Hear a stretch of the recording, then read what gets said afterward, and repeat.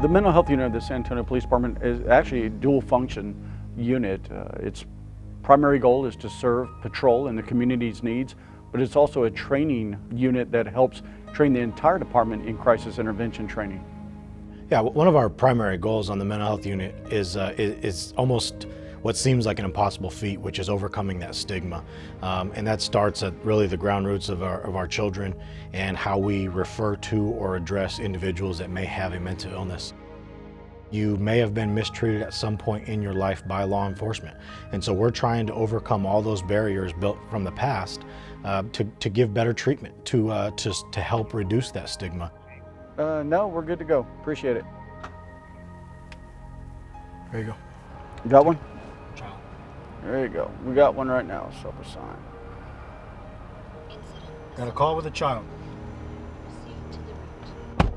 The mother's calling, stating that her son has ADHD and is uncontrollable and that he's been off his medications. So we are responding to that call right now to see what kind of help we can give the family and help the child. We take each call one at a time, and each one is given a priority. We're able to go out and spend time with the families, get them into resources, whatever it may be, the best resources possible for that family. You know, whether it's counseling, therapy, referral services, maybe a mobile crisis outreach team come out and do an assessment to assist us and get a doctor's opinion out in the field. We have availability to all of that. On a call like this, a mom is upset because the child's not listening. Now she's stressed out.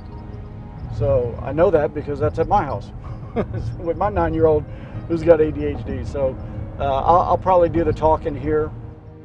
Our response is always going to be the same initially. We identify ourselves. My name is Joe. This is my partner Ernie, and we're just here to help you out. That's it. What's your name? We get their first name. We utilize their first name. If they want to go inside their house, we'll go inside their house. All we're doing is treating them just like any human being that deserves dignity and respect. And when we don't start forcing our way onto individuals, and when we remove that authority figure, they start to respect us real quick. Oh, you were dreaming about something, huh? It scared you? Yeah. Okay. Okay. Let me ask you this, Elvis. Other than the nightmares, do anything other things scare you, like shadows, or do you ever hear voices that other people don't hear, anything like that? Voices and I thought shadows. You hear voices and you see shadows? When's the last time you heard voices? What about like his home?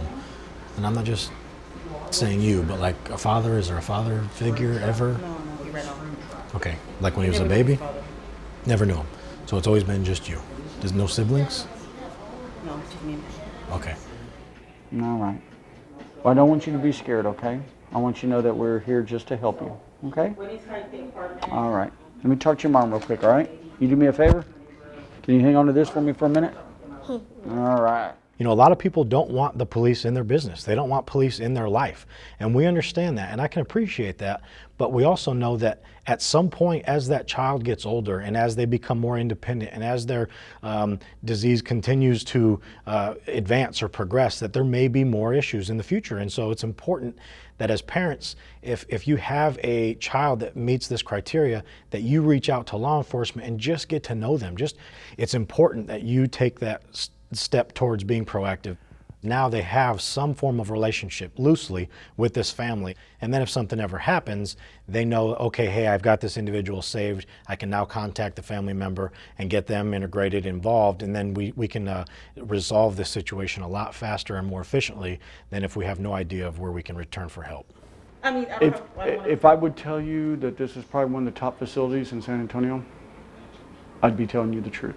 No, I believe you, sir. Yeah. I really do. Yeah, this is Laurel Ridge. My advice to parents is if you do have a child with special needs or is on medication for any type of diagnosis, know number one, what the name of the medications are. There's so many times we go to calls and we ask about medications. They say, well, I don't know the name of them, but I can bring them to you. It's important to know the name of the medications. It's important to know the milligrams of the medications. It's important to know the side effects of the medications. Really take the time to research what the diagnosis is, learn everything you can about the medications, be consistent with your counseling, therapy, or doctor's appointments, and then know what resources are available to you. And if you have any concerns or questions, just let me know as we go along, and we'll take it from there, okay? You look like a social worker? Who?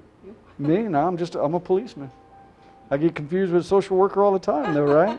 It's easy to try one thing, to try 2 or 3 things and it not work the way you wanted it to and become frustrated and say, you know what, and just want to give up and throw your hands to the air and, just give it to God and what happens, what happens. Don't give up. There's plenty of resources out there that you don't know about. There's plenty of opportunity out there. There's so many programs, and know too that we exist. Yeah, very successful. This was perfect. EMS was the first ones on the scene. Little Elvis wasn't medically compromised, so really they didn't have any criteria to take him anywhere. In this case, we have an inpatient facility for adolescents and children. So this is a perfect call for us to come out, give the mom resources, educate her, talk to her, spend time with them, not rush the call, and then make sure he's going to the proper place. At the end of the day, when we're dealing with a family, they don't care how much money you save as a taxpayer. They don't care what degrees are hanging on your wall. All they want to know is how much you care. And I think that's what makes the mental health unit unique. It's important that we, break this stigma of police and community. We're all in it together, and that's where we need to be.